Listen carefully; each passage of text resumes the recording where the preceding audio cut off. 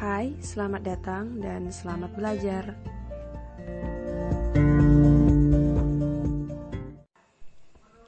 Oke, untuk yang pertama, yang akan kita bahas adalah mengenai penelitian.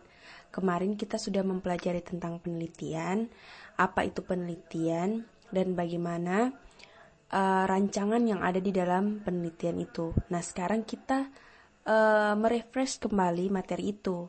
Di sini sudah dipoin-poinkan apa yang akan kita pelajari pada materi ini. Jadi untuk yang pertama, dalam materi penelitian, kita harus tahu dulu apa itu data penelitian. Pada saat kita melakukan penelitian, tentunya kita harus memiliki data. Nah, data dalam penelitian ini terbagi atas dua, yaitu data primer dan data sekunder. Nah, apa yang membedakan data primer dan data sekunder itu? Nah, data primer adalah data asli atau data yang secara langsung didapatkan dari sumber. Atau dengan kata lain adalah data yang up to date. Saat itu diambil sehingga data tersebut dikatakan sebagai data primer. Nah, apa perbedaannya dengan data sekunder? Data sekunder adalah namanya sekunder, berarti second. Yang kedua, berarti data yang diambil adalah bukan data yang pertama, melainkan data yang diperoleh dari sumber lain. Artinya, data yang diambil berbeda dengan data primer yang secara langsung. Data sekunder ini adalah data yang diambil secara tidak langsung.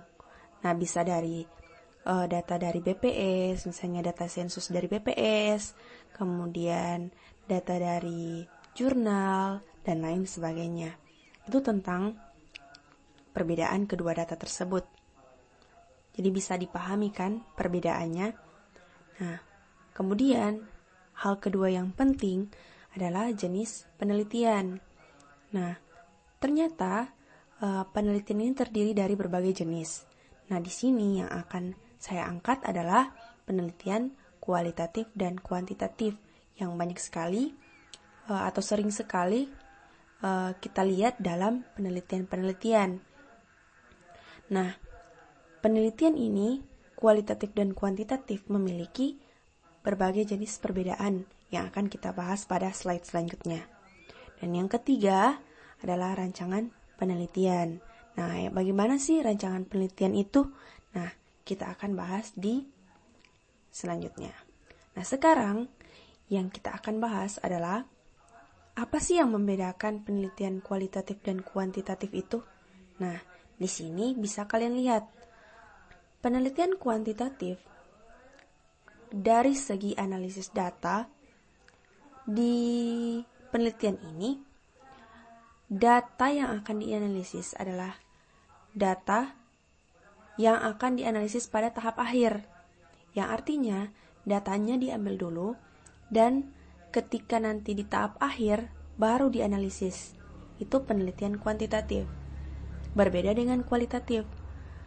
Jika penelitian kualitatif, analisis datanya dilakukan pada saat penelitian itu berlangsung. Jadi ketika penelitian sedang dilakukan, di situ langsung dianalisis data. Itu perbedaan dari keduanya dari segi analisis data. Nah, yang kedua adalah pengumpulan data. Dalam penelitian kuantitatif, pengumpulan data yang dilakukan adalah melalui tes atau kuesioner, tergantung kategori yang akan diambil. Nah, berbeda dengan kualitatif. Pengumpulan data yang dilakukan tidak ditentukan oleh narasumber, namun tergantung pada kemampuan dari peneliti. Artinya, ketika dilakukan penelitian, pengumpulan data yang dilakukan, kalau penelitian kualitatif adalah dilihat secara langsung dan tidak berbeda dengan penelitian kuantitatif yang diambil berdasarkan tes atau kuesioner. Sehingga ketika melakukan analisis data, tentunya untuk penelitian kuantitatif, analisis datanya dilakukan pada saat tahap akhir. Karena apa? Karena pengumpulan datanya melalui tes atau kuesioner yang nantinya akan dianalisis pada akhir, sehingga pada saat pengambilan kesimpulan, maka akan dilihat pada akhirnya. Sedangkan penelitian kualitatif, pengumpulan datanya itu tidak seperti penelitian kuantitatif yang menggunakan tes, namun dilihat secara langsung, sehingga pengumpulan data yang dilakukan adalah tergantung bagaimana kemampuan dari peneliti untuk menganalisis data yang dia temukan di lapangan. Itu perbedaannya. Nah, kemudian perbedaan yang paling mencolok adalah jenis data yang ada pada kedua penelitian ini. Kalau penelitian kuantitatif, data yang ada itu adalah datanya bersifat numerik atau statistik, atau bisa dikatakan dalam bentuk angka. Sedangkan untuk penelitian kualitatif, data yang diperoleh adalah data yang bersifat deskriptif atau eksploratif, yang artinya dijabarkan melalui kalimat-kalimat. Nah, itu sejalan dengan jenis analisis datanya dan teknik pengumpulan data. Bisa dipahami kan? Sehingga mengapa data penelitian kuantitatif berupa numerik? Ya, karena pengumpulan datanya melalui kuesioner atau melalui tes yang tentunya pasti melibatkan angka-angka. Sehingga ketika melakukan analisis data harus dilakukan pada tahap akhir karena melihat dari tes atau kuesioner yang telah dilakukan. Berbeda halnya dengan kualitatif. Mengapa datanya deskriptif? Ya karena pada saat melakukan analisis data, pada saat melakukan pengamatan, penelitinya mengamati secara langsung, sehingga datanya berupa deskriptif, sesuai dengan teknik pengambilan datanya. Kemudian, kita lanjut ke rancangan penelitian. Oke, baik, sekarang kita lanjut di rancangan penelitian. Nah, rancangan penelitian ini memiliki beberapa poin-poin. Nah, yang pertama akan kita bahas adalah latar belakang. Apa sih latar belakang itu? Nah, ketika kita melakukan suatu penelitian ataupun sesuatu yang ingin kita teliti, tentunya kita harus memiliki alasan di balik kegiatan kita itu. Jadi, ketika kita melakukan penelitian, kita harus menemukan alasan mengapa penelitian ini layak untuk kita jadikan sebagai sebuah penelitian. Gitu. Jadi kita harus menentukan dulu topik apa sih yang akan kita bahas. Atau singkatnya begini, ketika kita ingin melakukan penelitian dan menemukan suatu masalah, nah kita harus bertanya dulu, mengapa masalah ini harus kita teliti? Apa sih latar belakangnya? Jadi latar belakang itu menyangkut alasan apa yang kita buat atau yang kita punya untuk melakukan suatu penelitian. Artinya suatu penelitian tidak hanya dilakukan begitu saja tanpa alasan yang jelas. Seperti itu.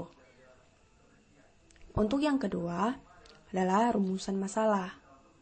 Nah, rumusan masalah ini adalah kelanjutan dari latar belakang. Poin 1 tadi. Nah, rumusan masalah ini tentunya berisi tentang pertanyaan-pertanyaan yang nantinya akan terjawab saat kita melakukan penelitian. Nah, rumusan masalah ini biasanya terkait dengan pertanyaan atau identik dengan pertanyaan bagaimana. Misalnya, bagaimana sampai terjadi banjir? Bagaimana seperti itu. Jadi, setiap kata pertama didahului oleh kata bagaimana. Bisa paham kan? Kemudian untuk poin 3, tujuan dan manfaat. Nah, tentunya selain memiliki latar belakang, ketika kita akan melakukan penelitian tentunya kita harus memiliki tujuan dan tentunya harus memiliki manfaat. Ketika kita melakukan sesuatu, pastinya kita juga punya tujuan dan manfaat. Kita harus tahu dulu itu. Jadi, Kalau tujuan, ya tentunya jawaban yang akan kita cari. Kita sudah menemukan topik permasalahan yang akan kita teliti. Nah, tujuannya apa? Agar kita menemukan jawaban. Ketika kita memiliki suatu pertanyaan, tentunya kita harus memiliki sebuah jawaban. Sehingga itu fungsi dari tujuan dalam penelitian. Nah, sama dengan manfaat. Nah, manfaat itu kegunaan kita. Ketika kita melakukan suatu penelitian, nah manfaatnya apa? Untuk siapa saja? Bukan hanya untuk diri sendiri, tetapi untuk masyarakat, untuk pemerintah, untuk orang lain, seperti itu. Oke. Next, poin 4, landasan teori. Nah, landasan teori ini berisi tentang teori-teori pendukung atau dasar-dasar yang mendukung kita untuk melakukan suatu penelitian. Misalnya kita ingin melakukan penelitian tentang kesehatan. Tentunya landasan teori yang akan kita tulis di situ, yang akan kita tulis dalam laporan penelitian kita, tentunya adalah teori yang berkaitan dengan kesehatan. Nah, hal yang tidak mungkin atau yang impossible kita lakukan adalah ketika kita melakukan penelitian tentang kesehatan dan kita menulis di situ tentang pertambangan. Itu hal yang sangat berbeda. Sehingga itu fungsi dari landasan teori agar kita bisa mendapatkan atau pembaca yang membaca laporan penelitian kita bisa nyambung dengan apa yang akan kita teliti, gitu. Teori-teori pendukung. Nah, kemudian poin kelima adalah hipotesis. Nah, tentunya kita sudah tidak asing lagi dengan kata hipotesis ini karena kita sudah mempelajari sebelumnya. Hipotesis itu adalah jawaban sementara, artinya praduga. Nah, saat kita melakukan penelitian, tentunya kita memiliki dugaan dulu. Nah, saat kita melakukan penelitian, kita melihat apakah dugaan kita atau hipotesis yang kita miliki itu benar atau tidak. Dugaan kita benar atau tidak. Nah, ketika hipotesis kita benar, jika hipotesis kita benar pada saat kita melakukan penelitian terbukti, nah berarti hipotesis kita benar. Tapi ketika kita memiliki hipotesis, kemudian kita melakukan penelitian, dan ternyata hipotesis kita itu salah, berarti kita mendapatkan sebuah jawaban bahwa dugaan kita sebenarnya tidak seperti itu. Itu maksud dari hipotesis. Jadi setiap penelitian itu pasti punya jawaban dugaan atau jawaban sementara. Nah, lanjut di poin 6. Ini adalah tentang metode penelitian.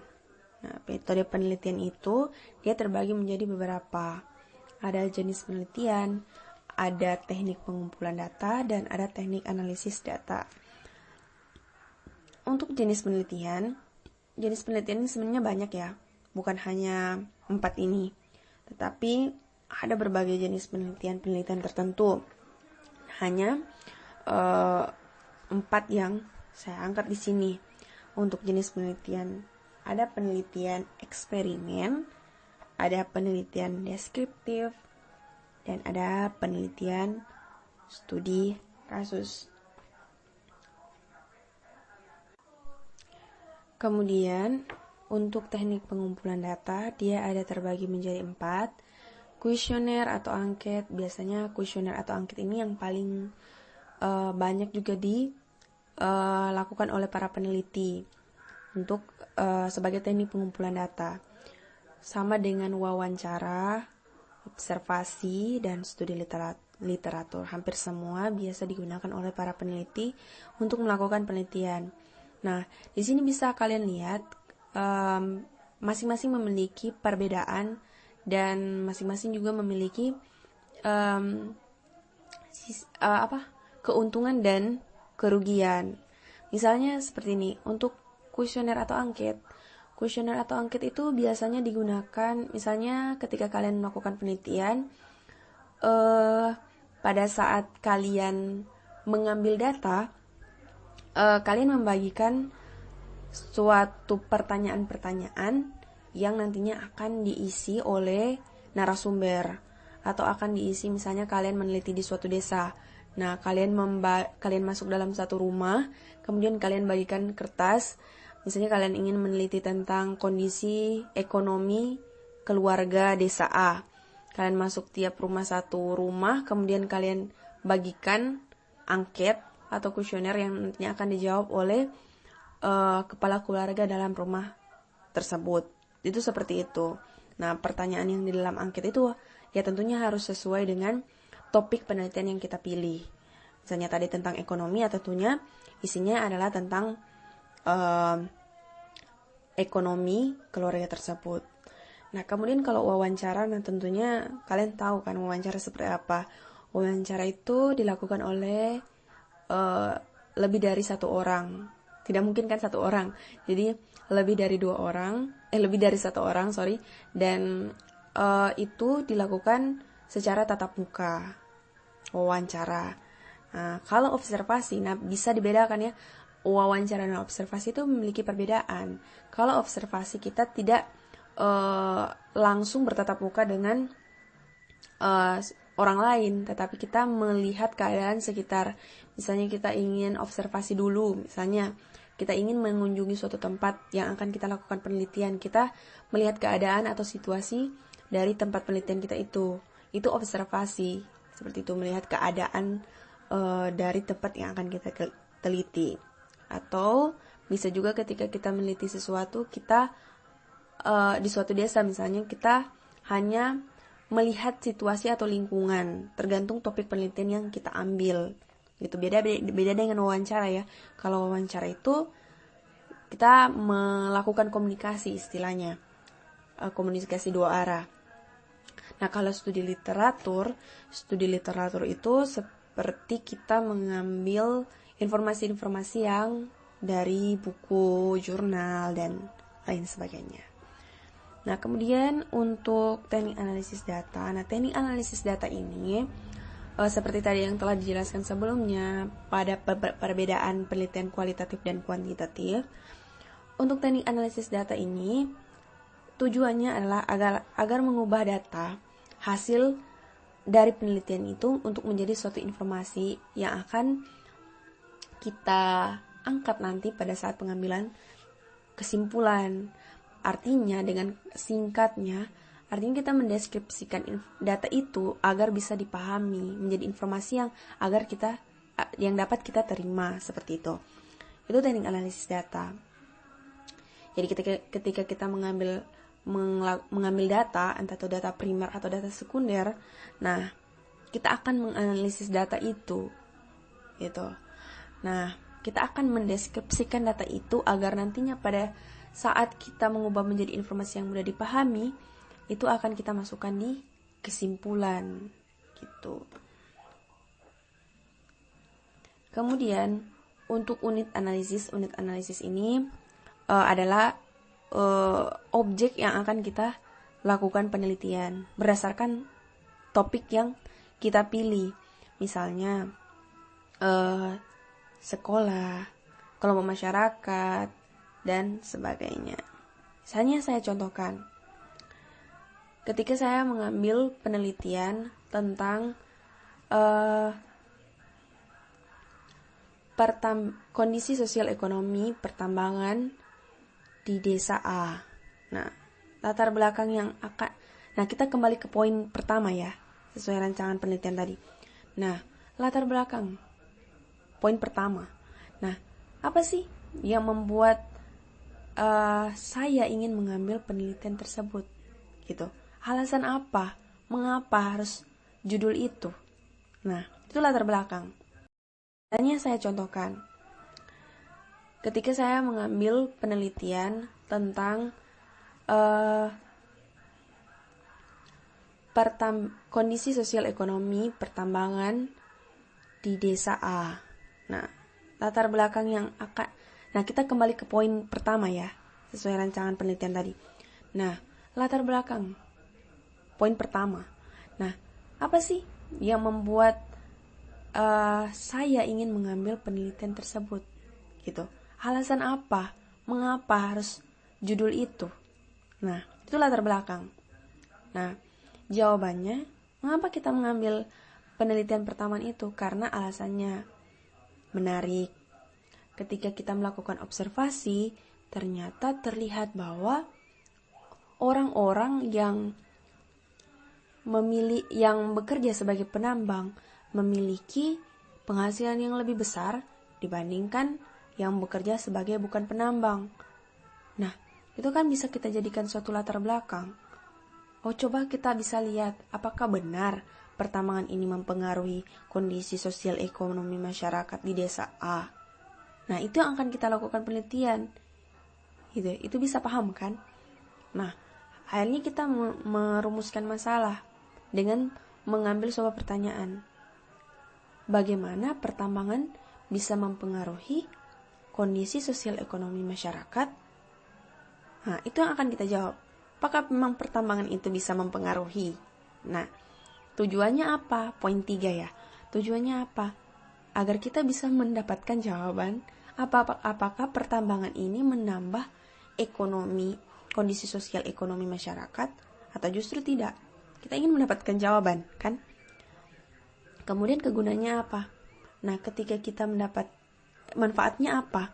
Ketika kita mendapat informasi, kita bisa memberitahukan, kita bisa mensosialisasikan kepada masyarakat. Oh, ternyata pertambangan itu memiliki manfaat. Tetapi kita juga bisa melihat apakah ada dampak positif atau dampak negatifnya. Itu kegunaannya. Artinya penelitian, landasan teori yang akan saya ambil ketika saya mengambil penelitian itu tentunya teori-teori yang mendukung tentang pertambangan. Misalnya, apa sih pengertian pertambangan itu? Kemudian, pertambangan itu apa sih dampak positifnya? Apa sih dampak negatifnya untuk masyarakat? Apakah berdampak untuk hal-hal yang lain? Misalnya di kesehatan atau sebagainya. Itu landasan teori. Artinya kita harus menyesuaikan dengan topik. Tidak mungkin kan ketika saya memilih topik tentang pertambangan, kemudian saya mengisi di situ di landasan teori tentang kesehatan atau mengisi tentang misalnya tentang tumbuh-tumbuhan. Itu kan berbeda jauh, kan, seperti itu. Kemudian untuk hipotesis, nah kita pasti memiliki jawaban sementara. Nah, praduga. Nah, dugaan saya, iya benar bahwa penelitian itu pasti memiliki pertambangan itu pasti memiliki dampak terhadap masyarakat sekitar. Mungkin dia akan memperbaiki